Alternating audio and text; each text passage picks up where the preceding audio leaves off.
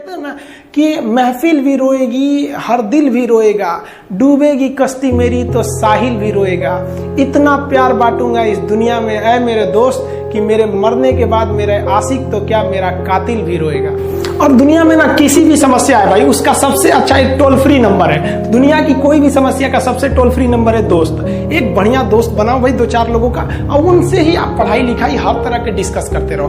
दोस्त से बढ़िया टोल फ्री नंबर कोई नहीं है, हर चीज का इलाज है। और कुछ दोस्त जिंदगी में तो ऐसे बनाओ ना जो आपकी प्रॉब्लम को वैसे ही समझ जाए जैसे डॉक्टर की लिखावट मेडिकल स्टोर वाला पढ़ लेता है। और एक बात और, ये जो अच्छी किताबें होती हैं और अच्छे दोस्त होते हैं ना, जल्दी समझ में नहीं आते हैं, लेकिन इसलिए दोस्ती बहुत अच्छे सोच समझ के कीजिएगा।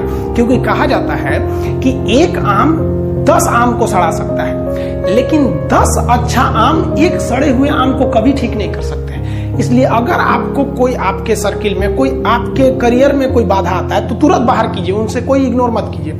जिंदगी जो है ना वो एक एग्जाम की तरह है, और इस एग्जाम में ना ज्यादातर लोग फेल हो जा रहे हैं। क्यों फेल हो रहे हैं? क्योंकि वो एक दूसरे का नकल कर रहे हैं और उनको पता ही नहीं है कि सबका क्वेश्चन पेपर अलग है, इसीलिए फेल हो रहे हैं। तो जिंदगी में सबकी समस्याएं अलग होती हैं। आप दूसरे की समस्या से केवल साहस ले सकते हैं, उसका तरीका नहीं अपना सकते। हिम्मत बनाए रखिए कि नहीं, हमें भी इस सफलता को पाना है। और ये जिंदगी जो है ना एक अजीब सी रेस है यार, समझ में नहीं आता है। अगर तेज भागिएगा तो आपके अपने पीछे छूट जाएंगे, और धीमे दौड़िएगा तो आपके अपने ही आपको पीछे छोड़ के चले जाएंगे। इसलिए जिंदगी की रफ्तार इतनी बनाए रखो यार कि भले दुश्मन आगे निकल जाए, लेकिन एक दोस्त पीछे नहीं छूटना चाहिए। अपनी जिंदगी में हौसला बना के रखिए।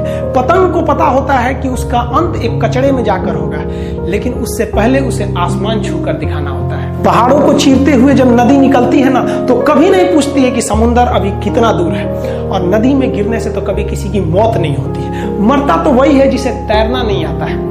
तो हम सब परिस्थितियों के आगे हार जाते हैं, हम हार जाते हैं। परिस्थितियां सबके सामने होती है, जो डट के रहा उसे मंजिल मिली, और जो नहीं डटा वो हार के चला गया। जब हमारे पास परिस्थितियां आती हैं, हम घिर जाते हैं चारों ओर से, तो हम परिस्थितियों को दोष देने लगते हैं, न कि उस परिस्थितियों से निकलते हैं। कोई मस्जिद जाता है, कोई मंदिर जाता है, कभी सोचा है भगवान को कितना बुरा लगता होगा? सोचते होंगे कि बंदा केवल हमसे मांगने ही आता है, यार कभी मिलने भी आया करो। हमको तो लगता है किसी दिन भगवान निकल के बोलेंगे कि यार केवल तुम लोग हमसे मांगने ही आते हो, कभी मिलने भी आया करो। तो भगवान से या अल्लाह से सबसे एक दुआ मांगिए कि आप हमको मुसीबत देना है, आप दीजिए।